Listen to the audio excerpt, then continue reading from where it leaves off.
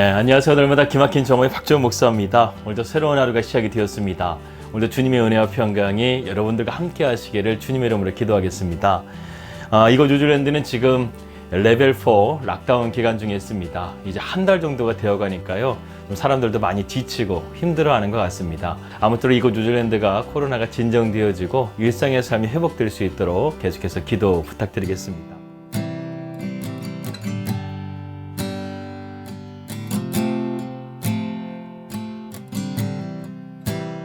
모든 그리스도인들은 자기 자신의 구원을 이루어가고 있습니다. 그리고 그 자세는 두렵고 떨림으로 나아가야 합니다. 여러분 오해하지는 마세요. 이것이 구원을 놓치거나 취소될 것에 대한 두려움을 말하는 것이 아니에요. 그 구원의 가치의 삶이 중요하기 때문에 우리는 이러한 성화의 삶을 이루며 살아가야 된다는 것입니다. 그래서 성도는요, 구원을 이루어가는 삶보다 인생을 가치 있게 사는 것이 더 중요합니다. 하나님이 우리의 삶을 왜 도우실까요? 하나님은 우리가 잘 먹고 잘 사는 것에 대해서 솔직히 큰 관심이 없으세요. 하나님의 관심은요, 우리가 믿음으로 구원을 완성해 나가며 살아가기를 원하시고 있습니다. 그리고 그런 삶 가운데서 하나님께서 우리를 도와주시고 하나님께서 인도하여 주시는 것이죠. 전 시간에 우리는 이러한 삶의 방해가 되는 두 가지 요소를 함께 배웠습니다. 우리가 믿음의 삶을 살아가는데 방해가 되는 두 가지 요소, 바로 원망과 시비를 하지 말라는 것이었죠. 이 원망과 시비라는 것은 우리의 뜻이 예상과 다르게 전개될 때 나타나는 현상입니다. 이스라엘 백성들이 40년 동안 광야 생활을 하면서 자신의 뜻대로 되지 않자 하나님을 원망하는 그러한 삶을 살았죠. 결국 출애굽 1세대들은 그 원망대로 출애굽하여 자유의 몸은 되었지만 약속의 땅에 들어가지는 못하였습니다. 하나님께서요, 출애굽을 하신 목적에는 두 가지 이유가 있습니다. 첫 번째는 이스라엘 백성들로 하여금 노예에서 자유의 몸이 되는 것을 하나님께서 이루어 주신 것이고요. 두 번째는 하나님께서 그들에게 약속의 땅으로 인도해서 거기서 하나님의 말씀을 배우고 그 말씀 가운데 순종하면서 살아가는 하나님의 백성으로서의 삶을 하나님께서 준비해 주셨다는 것이죠. 그런데 믿음의 1세대들은 이것을 놓치고 만 것입니다. 시편 106편 13절에서 15절 말씀 보게 되면, 그러나 그들이 그가 행하신 일을 곧 잊어버리며 그의 가르침을 기다리지 아니하고 광야에서 욕심을 크게 내며 사막에서 하나님을 시험하였도다. 그러므로 하나님께서 그들이 요구한 것을 그들에게 주셨을지라도 그들의 영혼은 쇠약하게 하셨도다. 이렇게 말씀했습니다. 여기서 이스라엘 백성들이 범한 죄악의 동사가 네 가지가 나옵니다. 첫 번째는 그들이 하나님의 은혜를 쉽게 잊어버렸다는 거예요. 그리고 두 번째는 그들은 하나님의 말씀을 경홀히 여겼다는 거예요. 그리고 그들은 세 번째로 욕심을 크게 내었다는 것입니다. 마지막에는 그들이 하나님마저 시험하는 그러한 죄악을 범했다는 것이죠. 여러분, 우리의 삶도 마찬가지입니다. 하나님께서 우리를 구원해 주시고 영적인 출애굽을 하신 목적은요, 단순히 우리가 죽은 이후에 하나님의 나라에 가는 것만으로 끝나는 것이 아니에요. 지금 우리가 하나님답게 살아가는 것을 하나님께서는 기뻐하시고 또 그러한 삶을 원하시고 있다는 것입니다. 그래서 우리는 모든 일에 원망과 시비를 그치고 두렵고 떨림으로 우리 자신의 구원을 이루어가라고 14절에서 말씀한 것이죠. 오늘은 그 다음 절 15절의 말씀, 이 한 절의 말씀을 여러분들과 함께 생각해 보려고 합니다. 이 말씀도 되게 중요한 말씀이니까요, 이 말씀을 잘 들으시기를 주님의 이름으로 기도합니다. 15절 말씀 보겠습니다. 이는 너희가 흠이 없고 순전하여 어그러지고 거스르는 세대 가운데서 하나님의 흠없는 자녀로 세상에서 그들 가운데 빛들로 나타내시며 라는 말씀을 했습니다. 바울은 우리가 원망과 시비를 넘어서서 어그러지고 거스르는 세대 가운데서 하나님의 흠없고 순전한 자녀로서 세상의 빛 가운데 나타나라고 권면하고 있습니다. 여러분, 원망과 시비가 하나님과 나와의 관계의 문제라고 한다면 흠없고 순전함이라는 것은 나와 나의 관계를 말하는 것입니다. 우리가 먼저 흠이 없는 것에 대해서 한번 생각해 보려고 합니다. 흠이 없다라는 사전적 의미는요, 비난받을 일이 없다라는 의미를 가지고 있어요. 이것은 윤리적이고 고결함을 나타낼 때 쓰는 말입니다.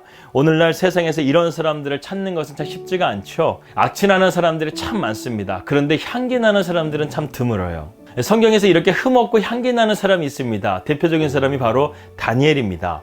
이 다니엘은 예루살렘 멸망 이후에 1차 포로 기한 때 바벨론에 15살에 도착하게 됩니다.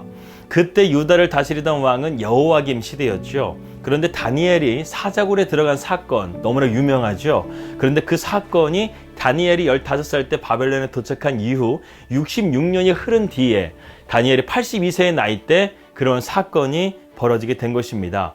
다니엘은 66년 동안 최소한 5명의 왕을 섬겼고 심지어는 바벨론이 적국 페르시아에게 나라가 빼앗겼음에도 불구하고 그는 여전히 그 나라의 총리가 되어 있었던 것이죠. 흔히 정권이 바뀌게 되면 모든 것이 바뀌는 게 원칙인데 다니엘은 하나님의 은혜로 이 적국의 왕에게까지 신임을 받고 그런 위치에 있었다는 것입니다. 하지만 왕의 신하들의 생각은 달랐어요. 다니엘이 여간 못마땅한 게 아니었습니다. 그래서 그들은 다니엘을 죽일 음모를 꾸미기 시작해요. 그런데 다니엘을 아무리 그 흠을 찾으려고 해봐도 다니엘이 흠을 찾을 수가 없다는 거예요. 오늘날에 보게 되면 거의 불가능한 이야기죠. 이 당시의 페르시아는요, 오늘날 미국과 같은 거예요. 세계 최고의 군사력과 정보력을 가지고 있는 이 미국과 같은 나라가 페르시아인데 그들이 엄청난 정보력을 가지고 이 다니엘 한 사람의 흠집을 찾지 못했다는 것입니다. 그만큼 다니엘의 삶은요, 정결한 삶이었다는 거예요. 다니엘서 6장 3절에서 5절 말씀 보겠습니다. 다니엘은 마음이 민첩하여 총리들과 고관들 위에 뛰어남으로 왕이 그를 세워 전국을 다스리게 하고자 한지라. 이에 총리들과 고관들이 국사에 대하여 다니엘을 고발할 근거를 찾고자 했으나 아무 근거, 아무 허물도 찾지 못하였으니 이는 그가 충성되어 아무 그릇됨도 없고 아무 허물도 없음이었더라. 그들이 이르되 이 다니엘은 그 하나님의 율법에서 근거를 찾지 못하면 그를 고발할 수 없으리라. 이렇게 말했다는 것입니다.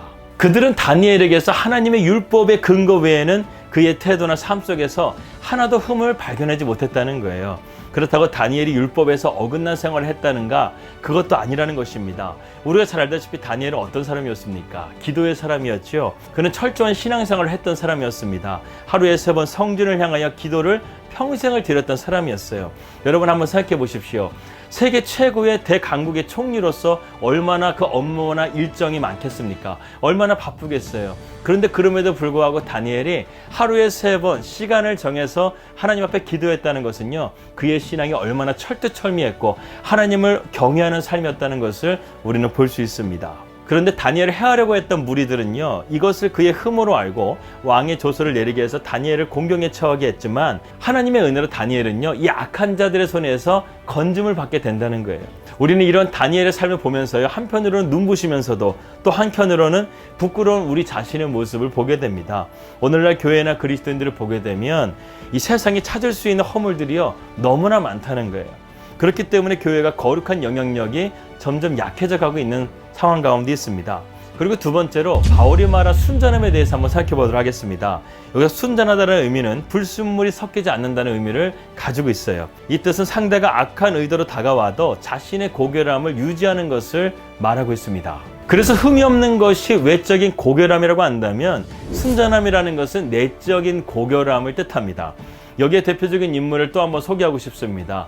바로 그 사람은 에스더입니다. 그녀는 우리가 잘 알다시피 하나님의 놀라운 은혜로서 고아에서 페르시아의 왕후까지 올라간 여인입니다.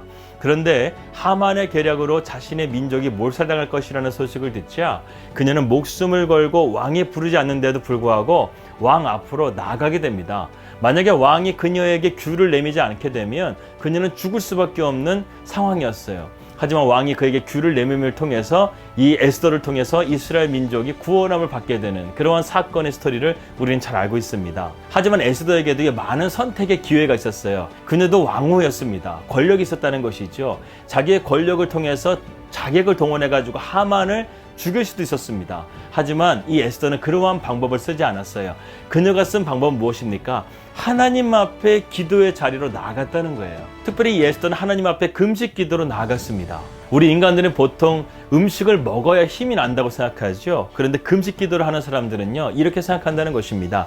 내 힘의 근원이 먹는 것이 아니라 하나님께 있다는 것을 믿고 하나님 앞에 기도의 자리로 나가는 거예요. 그러니까 내 생명을 누구에게 맡기는 거예요? 하나님께 맡기면서 기도했다는 것입니다.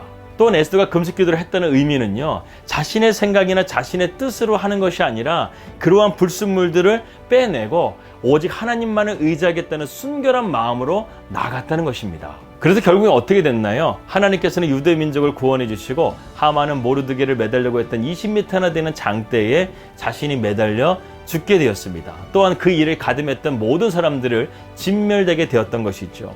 이처럼 성경의 주인공들은요, 모두 한결같이 이렇게 두렵고 떨림으로 흠없고 순전한 삶을 통해서 하나님께 영광 돌린 삶을 살았던 것이죠.